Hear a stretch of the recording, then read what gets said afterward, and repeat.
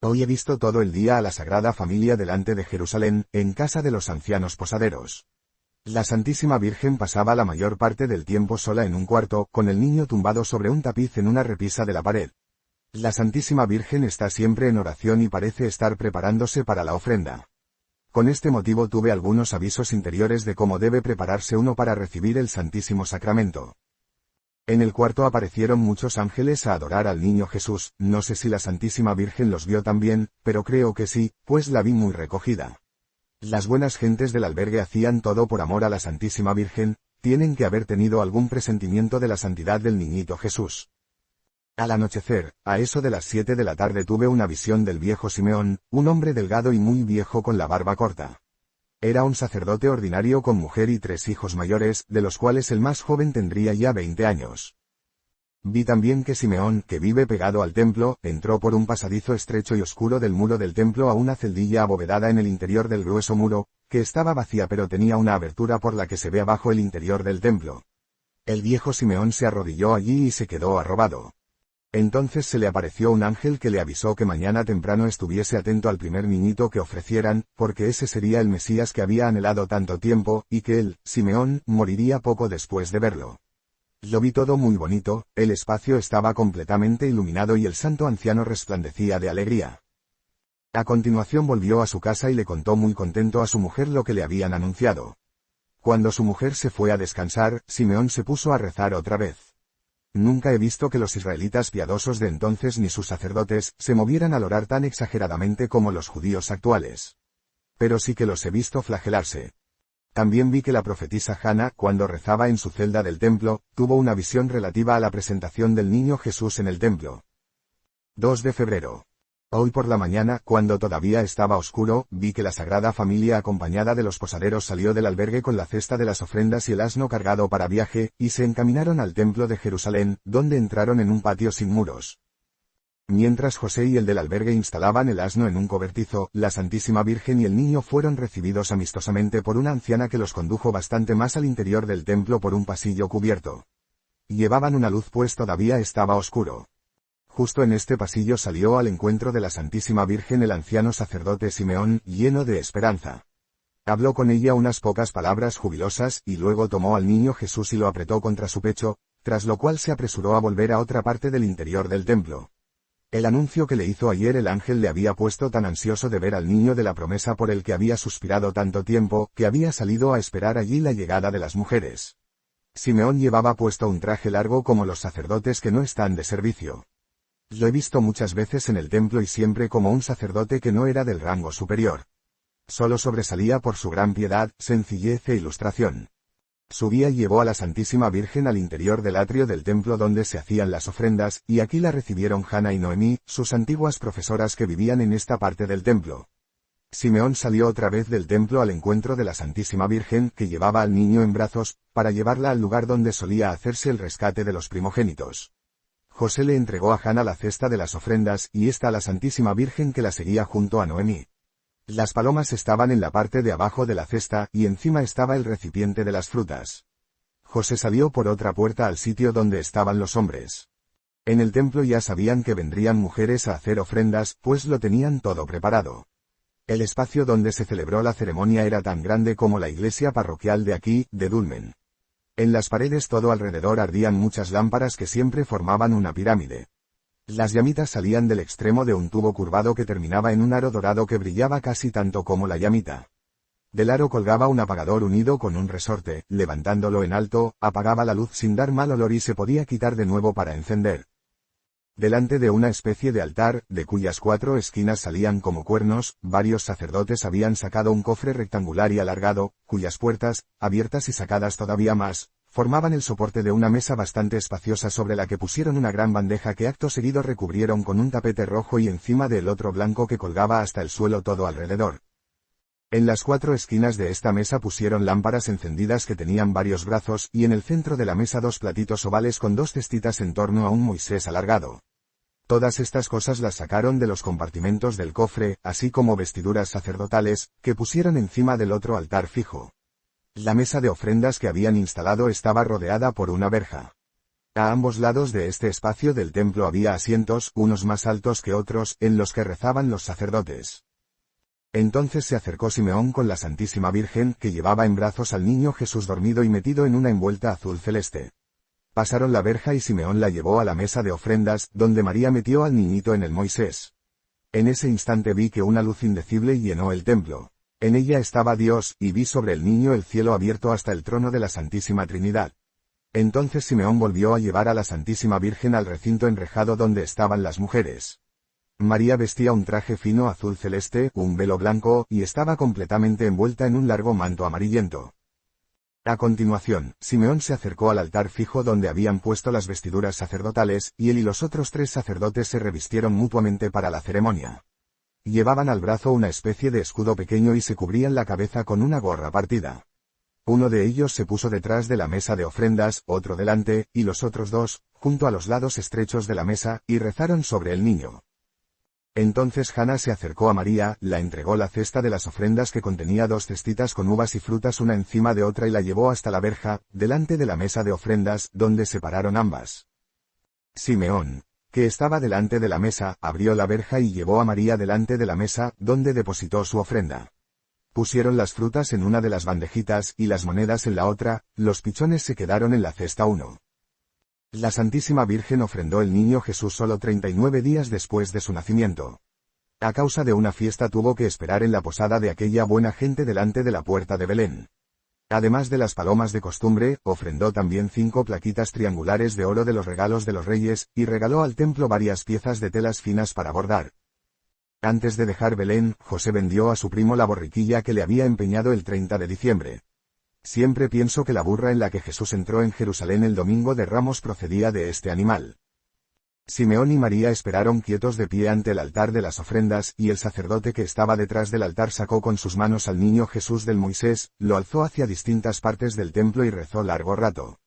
Acto seguido dio el niño a Simeón, que lo devolvió a los brazos de María y rezó sobre él y sobre María oraciones de un rollo que estaba junto a él en un atril.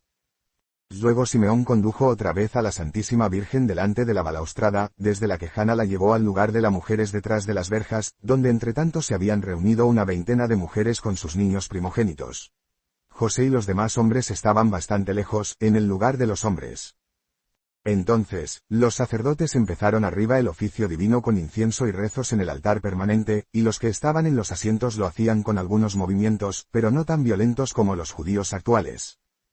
Cuando la ceremonia llegó a su fin, Simeón fue al lugar donde María esperaba de pie, recibió en sus brazos al niño Jesús que ella le dio, y completamente arrobado de alegría, habló en voz alta sobre el niño mucho tiempo. Alabó a Dios que había cumplido la promesa, y dijo entre otras cosas: Señor, ahora deja que tu siervo parta en paz según tu palabra, pues mis ojos han visto tu salvación que tú has preparado a la vista de todos los pueblos, luz para ilustración de los héroes y gloria de tu pueblo de Israel. Después de la ofrenda, José se acercó más, y escuchó lleno de respeto junto a María las inspiradas palabras de Simeón, que los bendijo a ambos y dijo a María: Mira, este está puesto en Israel para caída y resurrección de muchos y será signo de contradicción. Pero una espada traspasará tu propia alma, para que se manifiesten los corazones de muchos. Cuando las palabras de Simeón llegaron a su fin, Hana también quedó inspirada y habló en voz alta mucho tiempo sobre el niño Jesús y alabó a su madre por bienaventurada. Vi que los presentes escuchaban todo esto con emoción pero sin turbarse lo más mínimo, incluso los sacerdotes parecían oír algo.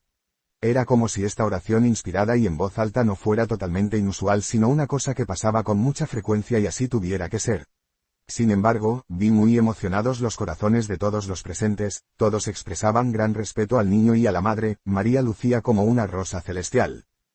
Aparentemente, la Sagrada Familia había presentado la ofrenda de los más pobres, pero San José dio a Hana y al anciano Simeón muchas pisesitas triangulares amarillas, para que las aplicasen sobre todo a las doncellas pobres que se educaban en el templo y no podían procurarse los costes. Acto seguido vi que Hana y Noemí sacaron a la Santísima Virgen y el niño al patio donde la habían recogido y allí se despidieron unas de otras. José ya estaba aquí con el matrimonio de la posada, y como había traído el asno, María montó en él con el niño y así salieron del templo enseguida y emprendieron viaje a Nazaret a través de Jerusalén. No he visto la ofrenda de los demás primogénitos que estaban hoy presentes, sin embargo he sentido que todos recibieron una gracia especial y que muchos de ellos murieron con los niños inocentes. La ofrenda debió terminar a eso de las 9 porque alrededor de esa hora es cuando vi salir a la Sagrada Familia. Este día viajaron a Bezorón, donde pernoctaron en la misma casa donde la Santísima Virgen tuvo su último alojamiento cuando la llevaron al templo hace 13 años. El habitante de esta casa me parece que es maestro de escuela. Aquí los esperaban los que Ana había enviado para recogerlos. Esta vez viajaron mucho más directos a Nazaret que cuando fueron a Belén, porque en aquella ocasión evitaron todos los pueblos y solo entraron en casas aisladas.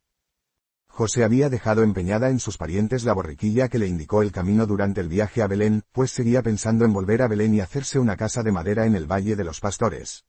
Lo había hablado con los pastores y les había dicho que llevaría a María con su madre solo una temporada para que pudiera reponerse bien de aquellos incómodos alojamientos, y por eso había dejado allí muchas cosas con los pastores.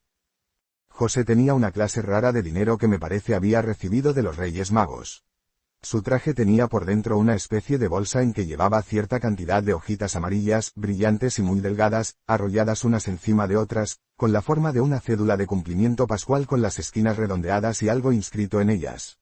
Los denarios de plata de Judas eran más gruesos y tenían forma de lengua, los denarios enteros estaban redondeados por ambos extremos y los medios denarios solo por uno. OJEADA al viaje de retorno de los Reyes Magos. Estos días vi que los Reyes Magos se habían reunido todos al lado de allá de un río. Hicieron un día de descanso y celebraron una fiesta. El lugar consistía en una caserón y varias casitas más pequeñas. Viajaban entre el camino del que se habían apartado y la dirección por la que Jesús volvió a su patria de Egipto después del tercer año de predicación. Al principio los reyes viajaban muy deprisa, pero después que salieron de este lugar de descanso fueron ya mucho más despacio. Yo veía siempre como si un joven resplandeciente fuera delante de la caravana que a veces también les hablaba. Dejaron Ur a la derecha. La muerte de Simeón. 3 de enero.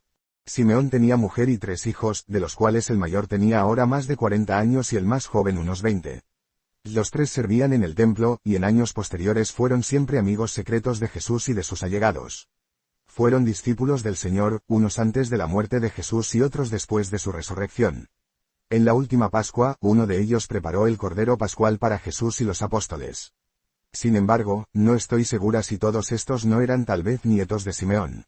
Los hijos de Simeón hicieron mucho por los amigos del Señor después de la ascensión, en la época de las primeras persecuciones. Simeón estaba emparentado con Serafia, la que recibió el nombre de Verónica, a través de Zacarías, padre de esta. Ayer, cuando Simeón volvió a casa tras profetizar en la ofrenda de Jesús, cayó enfermo inmediatamente, pero a pesar de ello habló con mucha alegría con su mujer y sus hijos, les habló, con gran seriedad y conmovedora alegría, de la salvación que había venido a Israel y de todo lo que el ángel le había anunciado. Luego le vi morir tranquilamente. La familia tuvo un sereno duelo. En ese momento estaban en torno a él muchos viejos sacerdotes y judíos que rezaban. Llevaron a continuación su cuerpo a otra sala, lo pusieron sobre una tabla agujereada y allí encima lo lavaron con esponjas, por debajo de una colcha que sostenían encima para que sus ojos nunca lo vieran desnudo. El agua pasaba a través de la tabla a una palangana de cobre que había debajo. Luego le pusieron encima grandes hojas verdes, lo rodearon de ramitos de hierbas finas, lo cubrieron con un gran lienzo y lo envolvieron con vendas largas igual que se faja a un bebé. Su cuerpo se quedó entonces tan quieto y tieso que casi creí que lo habían envuelto con la tabla. Lo enterraron al anochecer. 6 hombres con luces lo llevaban sobre una tabla que tenía en cierto modo la forma de un cadáver, pero que tenía por sus 4 lados un pequeño reborde vertical, ligeramente arqueado de modo que en las 4 esquinas era más bajo, y en el centro más alto que en los costados. El cadáver amortajado yacía encima de esta tabla sin otra cubierta. Tanto los que lo llevaban como el séquito iban más deprisa que en nuestros entierros. La cueva sepulcral estaba en una colina, no muy lejos del paraje del templo, por fuera formaba una pequeña colina con una puerta inclinada pero por dentro estaba revestido de albañilería de una forma especial, con ese tipo de labor, solo que más ruda, que he visto hacer a San Benito en su primer monasterio 2.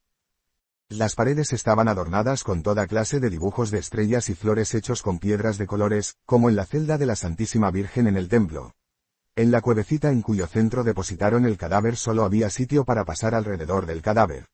En el entierro siguieron además otras costumbres, pues solían poner a los muertos toda clase de cosas, monedas, piedrecitas y creo que también comida. Ya no lo sé exactamente. Llegada de la Sagrada Familia a casa de Ana. La Sagrada Familia llegó al anochecer a la casa donde vive Ana, a cosa de media hora de Nazaret en dirección al valle de Zabulón, y allí celebraron una pequeña fiesta de familia del estilo de la despedida de María para ir al templo. La lámpara ardía sobre la mesa. Joaquín no vivía ya, y el amo de casa era el segundo marido de Ana. La hija mayor de Ana, María de Elí, había venido de visita. Descargaron el asno pues querían quedarse aquí una temporada. Todos estaban contentísimos con el niño Jesús, pero era una alegría íntima y tranquila. A toda esta gente nunca la he visto mucha pasión. También estaban presentes algunos sacerdotes ancianos. Tuvieron una pequeña comida, pero como siempre, las mujeres comieron separadas de los hombres. Unos días después, vi que la Sagrada Familia todavía estaba en casa de Ana. Allí hay varias mujeres, la hija mayor de Ana, María de Elí, junto con su hija María Cleofás, una mujer de la aldea de Isabel, y la criada que estuvo con María en Belén. Después de la muerte de su marido, que no había sido bueno, esta criada ya no quiso volverse a casar y se fue con Isabel a Utah y allí la conoció María cuando fue a visitar a Isabel antes del nacimiento de Juan. Desde allí esta viuda se ha venido con Ana. Hoy he visto que José empacaba muchas cosas en casa de Ana, las cargaba y echaba a andar con la criada hacia Nazaret, seguido de 2 o 3 burros. Oración. De lo que vi hoy en casa de Santa Ana me acuerdo de todo pero no en detalle, pero tengo que haberme sentido intensamente allí, pues hice unas oraciones que quizá ahora ya no entienda del todo. Antes de llegar a casa de Ana, estuve en espíritu con un matrimonio joven que alimentaba a su anciana madre, ahora están enfermos los dos y si no se ponen buenos otra vez, su madre decaerá totalmente. Conozco a esta pobre familia pero hace mucho que no he oído de ellos. En estos casos de necesidad desesperada llamo a la Santa Madre, Ana, y como hoy estaba en un cuadro en su casa, vi que aunque ya están cayendo las hojas de los árboles del jardín, todavía tenían muchas peras, ciruelas y otras frutas. De camino pude recogerlas y se las llevé al matrimonio enfermo, que se curó con ellas. Después tuve que dar a muchas pobres ánimas de aquí, conocidas y desconocidas, para que se refrescaran con ellas. Estas frutas probablemente significaban gracias por intercesión de Santa Ana. Temo que para mí estas frutas vuelvan a significarme muchos dolores y padecimientos, pues en estos cuadros en que recojo frutas en el jardín de un santo siempre he comprobado que luego tengo que pagarlas.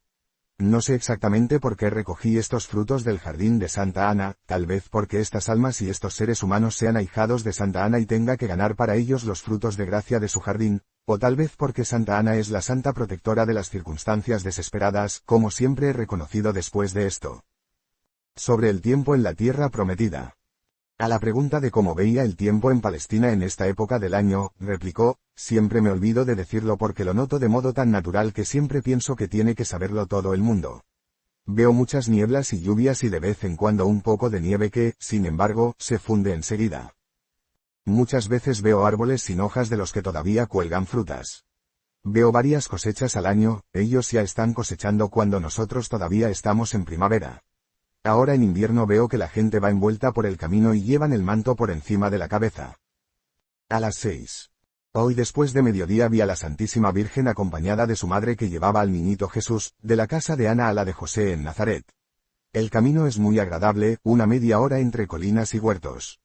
Desde su vivienda, Ana envía los víveres a María y José en Nazaret.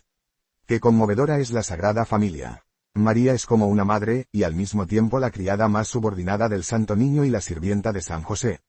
José es para ella el más fiel amigo y el servidor más humilde. Es tan emocionante cuando la Santísima Virgen le da la vuelta o cambia al niñito Jesús como a un niño desvalido. Cuando luego veo que Jesús es el Dios misericordioso que ha creado el universo y que por amor se deja volver y cambiar, qué horrible resulta el ánimo duro y terco de las personas frías, disimuladas e hipócritas. Purificación de María. Candelaria. Cuadro de la fiesta de la Iglesia. La fiesta de la Candelaria se me mostró con una gran representación difícil de explicar y que no soy capaz de volver a narrar por completo, pero lo que todavía sé de ella lo he visto pasar en este cuadro. Vi una fiesta en esa iglesia transparente que flota sobre la tierra, que es como en general me presentan la Iglesia Católica cuando debo contemplar la iglesia en cuanto iglesia y no esta o aquella iglesia local, y la vi llena de coros de ángeles que rodeaban a la Santísima Trinidad. Entonces vi a la segunda persona de la Santísima Trinidad en cuanto hombre, hecho niño Jesús, que debía ser ofrecido y rescatado en el templo, pero lo vi a la vez presente en la Santísima Trinidad. Así me había pasado hace poco, que yo creía que el niño Jesús estaba sentado conmigo y me consolaba, y a la vez lo veía en la Santísima Trinidad. Lo que vi propiamente fue la aparición de la palabra hecha hombre, el mismo niño Jesús junto a mí, unido como por una vía de luz al cuadro de la Santísima Trinidad, y no puedo decir que no estaba allí sino junto a mí, pero tampoco puedo decir que no estuviera a mi lado, porque estaba allí. Pero con todo, en el instante en que sentí vivamente al niño Jesús junto a mí, vi la metáfora bajo la cual me mostraban la Santísima Trinidad de forma distinta a como luego me la presentaron en el cuadro de costumbre de la divinidad. Vi aparecer un altar en medio de la iglesia. No era un altar como en nuestras iglesias de ahora, sino un altar en general, y encima de él un arbolito con anchas hojas colgantes de la misma especie que el árbol del pecado original del paraíso. A continuación vi como si delante del altar saliera de la tierra la Santísima Virgen con el niño Jesús en brazos, y ante ella, el árbol del altar se inclinó, cayó y se marchitó. Y entonces vi que se acercó a María un ángel grande con traje sacerdotal que solo tenía un anillo en torno a la cabeza. Ella le dio el niño, él lo puso en el altar, y en ese mismo instante vi que el niño ofrecido pasaba al cuadro de la Santísima Trinidad, que ahora vi ahora en su forma habitual. El ángel le dio a la Madre de Dios una bola pequeña y clara encima de la cual estaba una figura como de un niño envuelto en pañales, y con este don, María flotaba sobre el altar y entonces vi que de todas partes vinieron a ella muchos pobres con luces, y ella daba todas las luces al niño que estaba encima de la bola, en la que entraron inmediatamente todas las luces. Y entonces las vi convertirse en una gran luz que todo lo iluminaba, vi una gloria sobre María y el niño. María había tendido su amplio manto sobre la tierra. Y entonces el cuadro entró en una festividad. Creo que lo de marchitarse el árbol del conocimiento con la aparición de María, y el traslado a la Santísima Trinidad del niño ofrendado sobre el altar sería un símbolo de la reunificación con Dios de los seres humanos. Por eso vi también que todas las lucecillas dispersas se entregaban a la Madre de Dios y que ésta se las pasaba al niño Jesús, que es la luz que ilumina a todos los hombres y que rehace con las luces dispersas una sola luz que ilumina el mundo, simbolizado tanto por la bola como por el globo imperial. Las luces ofrecidas designaban la consagración de la luz en la fiesta de hoy. 15. La huida a Egipto. Preparativos para la matanza de los inocentes. La huida a Egipto. Introducción. El sábado 10 de febrero de 1821 la enferma estuvo contrariada por preocupaciones temporales a causa de una vivienda, pero en cuanto se durmió, se despertó enseguida completamente consolada y dijo que un fiel amigo suyo, un viejo y piadoso sacerdote muerto hace poco, había estado con ella y la había consolado. ¡Qué sabio es ese hombre! Ahora puede hablar y me ha dicho, no te preocupes por ninguna vivienda para ti, preocúpate de que tu interior, donde recibes al Señor Jesús cuando se aloja en ti, esté puro y adornado. Cuando José llegó a Belén, no buscó vivienda para sí sino para Jesús, y barrió la cueva hasta dejarla limpia y bonita. Ana Catalina comunicó también otras contemplaciones parecidas y también muy profundas que le había dicho aquel amigo suyo, muy propias de un hombre que conocía bien su carácter. También mencionó que había dicho: cuando el ángel ordenó a San José que huyera a Egipto con Jesús y María, José no se preocupó de ninguna vivienda, sino que emigró obedientemente. Como el año anterior por esta misma época Ana Catalina había visto algo de la huida a Egipto, el escritor supuso que este era otra vez el caso y la preguntó: entonces, ¿es que José ha huido hoy a Egipto? A lo que ella replicó con voz clara y precisa: no, el día que huyó José cayó en 29 de febrero. Edad del niño Jesús cuando la huida a Egipto. Desgraciadamente no hubo oportunidad de sacárselo con precisión porque durante estas comunicaciones estuvo muy enferma, pero una vez dijo: el niño puede que tenga más de un año, en un descanso del viaje lo he visto jugar alrededor de un balsamero, a veces sus padres también le hacían andar un ratito. En otra ocasión Ana Catalina creyó entender que Jesús tenía 9 meses. El lector puede estimar la edad de Jesús por otras circunstancias del relato, y en especial por su relación con la edad del pequeño Juan, lo que hace más probable admitir 9 meses para la edad de Jesús. Nazaret, casa donde vive la Sagrada Familia. María teje camisitas para el niño. José hace ZARZOS. Sábado, 25 de febrero. Vi que la Santísima Virgen hacía túnicas pequeñas de punto o con ganchillo. Tenía a su derecha un ovillo de lana sujeto junto a la cadera y en las manos, según creo, 2 palitos de hueso con un ganchito en su extremo, uno de medio codo de largo y el otro más corto. Más allá del gancho, los palillos tenían una prolongación donde iban anudándose los hilos y se iba formando la malla, dejando lo que ya estaba tejido colgando entre los 2 palillos. La Santísima Virgen trabajaba así de pie o sentada junto al niño Jesús acostado en una cesta. Arriba en las habitaciones, San José trenzaba biombos, cañizos y grandes superficies de zarzo con tiras de corteza verdes, amarillas y castañas. Tenía un almacén de mamparos de este tipo amontonados unos sobre otros en un cobertizo junto a la casa. En los zarzos tejía estrellas, corazones y símbolos de toda clase. Pensé con muchísima compasión que José ni siquiera podía imaginar que pronto tendría que huir a Egipto. La madre Ana venía de visita casi todos los días desde su casa, que estaba casi a una hora. Domingo, 25 de febrero. Di un vistazo a Jerusalén y vi que Herodes mandó llamar a muchos hombres, como cuando reclutan soldados entre nosotros. Los hombres iban a un gran patio y recibían ropa y armas. En un brazo llevaban como una media luna, una rodela, y tenían venablos y sables cortos parecidos a machetes. Llevaban yelmos y muchos también cordones en las piernas. Esto tiene que tener relación con la matanza de niños. Herodes tenía el ánimo muy inquieto. Jerusalén. Preparativos de Herodes para la matanza de niños. Lunes 26 de febrero. Veo a Herodes cada vez más inquieto, está exactamente igual que cuando los Reyes Magos le preguntaron por el rey recién nacido. Vi que se aconsejó con distintos ancianos doctores de la escritura, que llevaban rollos de pergamino sujetos a varas y los leían. Vi también que los soldados que anteayer se pusieron por primera vez el uniforme los han enviado a distintos lugares de los contornos de Jerusalén, de donde más adelante las madres tuvieron que llevar sus niños a Jerusalén sin saber que los matarían, para que el rumor de la crueldad no levantara ningún motín. Jerusalén. Herodes pone soldados en diversos lugares de la comarca, martes, 27 de febrero. Hoy vi que los soldados de Herodes que ayer salieron de Jerusalén habían llegado a 3 lugares, Hebrón, Belén, y un tercer lugar cuyo nombre he olvidado pero que está entre estos dos y el Mar Muerto. Los habitantes se sobresaltaron porque no sabían absolutamente nada de por qué venían los soldados a su pueblo. Pero Herodes era astuto y mandó no hacerse notar y buscar sigilosamente a Jesús. Los soldados se quedaron largo tiempo en estos lugares, y como Herodes no pudo averiguar nada del niño recién nacido de Belén, mandó asesinar a todos los menores de 2 años. Personal. Actividad en oración en la época del asesinato de los niños inocentes.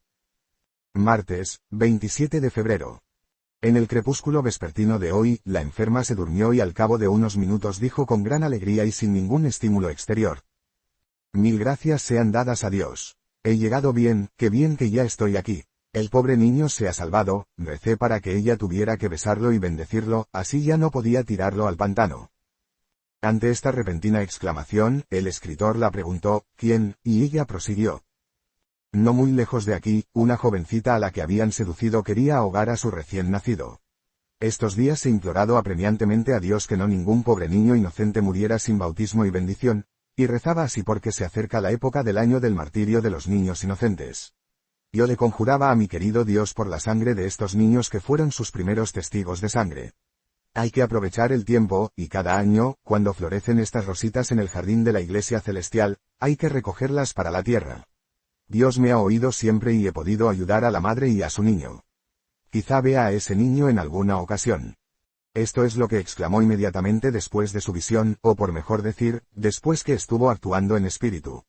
A la mañana siguiente contó: «Mi guía me llevó rápidamente a M, vi a la muchacha seducida, pienso que en las afueras de M, el paraje me parece que está a la izquierda del camino de Teaca. Su niño había venido al mundo detrás de un arbusto y ella se acercó con él a un pantano profundo donde flota una sustancia muy verde, llevaba al niño en el delantal y quería tirarlo al agua.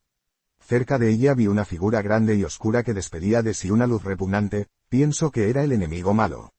Yo recé insistentemente de todo corazón, y vi que la figura oscura se debilitaba, entonces ella tomó su niño y lo besó una vez más.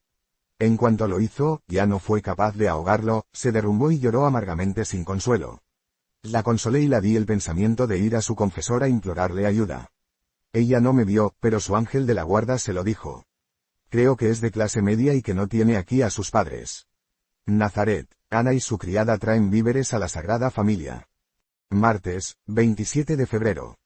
Hoy vi que la Madre Santa Ana fue a Nazaret con aquella pariente suya que dejó en Belén con la Santísima Virgen después del nacimiento de Cristo. La criada llevaba un atillo al costado, una cesta en la cabeza y otra en la mano, eran cestas redondas, una de las cuales dejaba ver aves dentro. Llevaban víveres a María, pues ésta no llevaba su casa sino que Ana se ocupaba de todo. Nazaret. Un vistazo a la vida hogareña de las santas mujeres. Oración en común. Miércoles 27 de febrero. Hoy al anochecer vi a la Madre Santa Ana y a sus hijas mayores con la Santísima Virgen. María Elí tenía con ella a su nieto, el hijo mayor de su hija María Cleofás, un chiquillo robusto de 4 o 5 años. José había ido a casa de Ana. Cuando las veía sentadas juntas, hablando en confianza, jugando con el niño Jesús, apretándolo contra el pecho y teniendo a sus niños en brazos, pensaba una vez más que las mujeres son siempre iguales, pues todo era exactamente igual que en nuestros días. María Eli vivía en un pueblecito a unas 3 horas a oriente de Nazaret. Su casa era casi tan buena como la de Ana, tenía un patio vallado con una bomba de agua dentro, si uno pisaba algo abajo, salía por arriba un surtidor de agua que caía sobre una taza de piedra. Su marido se llamaba Cleofás, y su hija mayor, María Cleofás, estaba casada con Alfeo y vivía en el otro extremo del pueblo. Las vi rezar al anochecer, estaban de pie frente a una mesita adosada a la pared revestida de rojo y blanco, la mesa tenía encima un rollo que la Santísima Virgen enrolló y sujetó en la pared.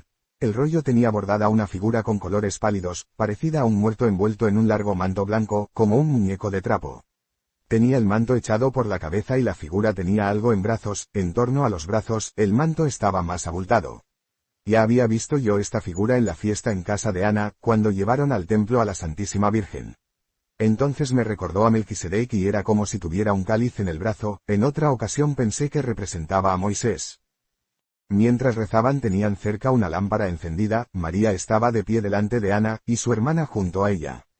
Cruzaban las manos sobre el pecho, las juntaban y las separaban. María leía un rollo que tenía delante que enrollaba de vez en cuando. Rezaban con un tono y un ritmo que me recordaban al convento. Nazaret. El ángel despierta a José para que huya. Aprestos para salir de viaje. Despedida de las santas mujeres. Comienzo de la huida a Egipto. Desde la noche del jueves 1 de marzo a la mañana del viernes 2 de marzo, se han ido, los he visto salir de viaje. Ayer jueves, José volvió temprano de casa de Ana, Ana y su hija mayor todavía estaban aquí en Nazaret. Apenas se habían ido todos a dormir, cuando el ángel avisó a José. María y el niño Jesús tenían su cuarto a la derecha del hogar, Ana a la izquierda, y la hija mayor, entre la de su madre y la de José. Las habitaciones eran solo celdas contiguas hechas con mamparos de zarzo y por arriba estaban cubiertas parcialmente también con cañizos. El lecho de María estaba separado de la habitación además por una cortina o biombo. El niño Jesús estaba acostado en una alfombra a sus pies, y si María se incorporaba, podía cogerlo en brazos. Vi a José acostado en su cuarto, dormía de costado con la cabeza apoyada en un brazo. Un joven luminoso se acercó a su lecho y le habló. José se incorporó, pero como estaba medio dormido volvió a tumbarse. Entonces el joven le tomó de la mano y tiró de él, José se dio cuenta entonces y se puso de pie. El ángel desapareció. Entonces José fue a la lámpara que estaba encendida en medio de la casa, delante del fogón y encendió la suya. Llamó al cuarto de la Santísima Virgen y preguntó si podía pasar. Lo vi entrar y hablar con María, que sin embargo no descorrió la cortina de delante de su lecho, luego lo vi ir al establo por el burro y a continuación a la habitación donde guardaban todos los enseres a prepararlo todo para el viaje.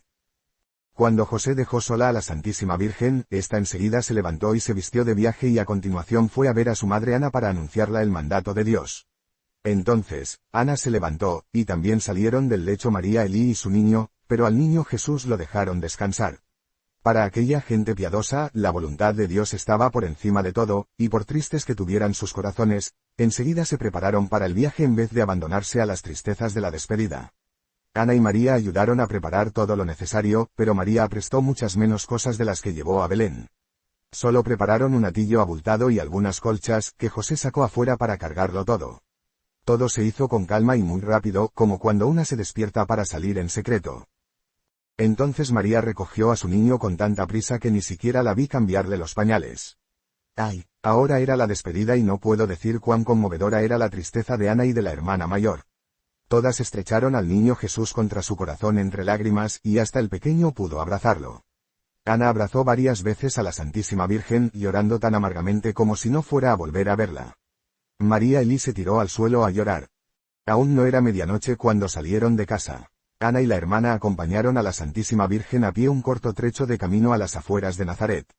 José venía detrás con el burro. Iban en dirección a casa de Ana, solo que algo más a la izquierda. María llevaba metido al niño Jesús delante de sí, envuelto como un muñeco y sujeto con una faja que la pasaba por los hombros y estaba atada en la nuca. María llevaba un manto largo que la envolvía a ella y al niño, y un gran velo rectangular que por detrás solo cubría la cabeza, pero que colgaba mucho por ambos lados. Habían hecho un corto trecho de camino cuando José se acercó con el burro, en el que había un odre con agua y una cesta con varios compartimentos con panecillos, jarritas y aves vivas.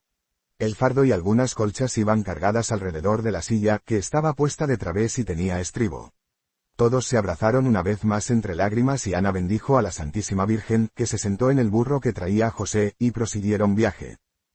Ana Catalina lloró de todo corazón mientras contaba la tristeza de Ana y de María Elí, y dijo que cuando lo vio por la noche también estuvo llorando muchísimo. Nazaret. Las santas mujeres ordenan la casa de José y salen de allí. La Sagrada Familia llega a Nazara para el Sabbat. Viernes, 2 de marzo. Esta mañana temprano he visto que María de Elí fue con su niño a casa de Ana y envió a Nazaret al jefe de familia con un criado, después de lo cual se fue a su pueblo.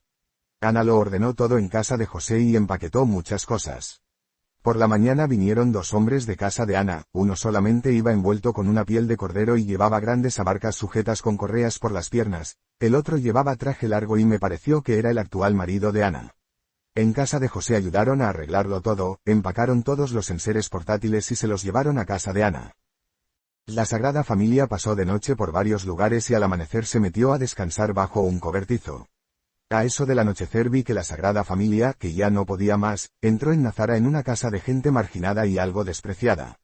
No eran auténticos judíos, su religión tenía algo de pagano y hacían sus oraciones en el templo del monte Garizim en Samaria, a donde tenían que ir por algunas millas de difícil camino de montaña. Estaban oprimidos por varias cargas pesadas, y tenían la servidumbre de trabajar como esclavos en el templo de Jerusalén y en otros trabajos públicos. Acogieron muy amistosamente a la Sagrada Familia, que se quedó allí todo el día siguiente. A su regreso de Egipto, la Sagrada Familia volvió a visitarlos, y también después, cuando Jesús a los 12 años estuvo en el templo y de allí fue a Nazaret 1. Más adelante toda esta familia se hizo bautizar por Juan y entró en la comunidad de Jesús.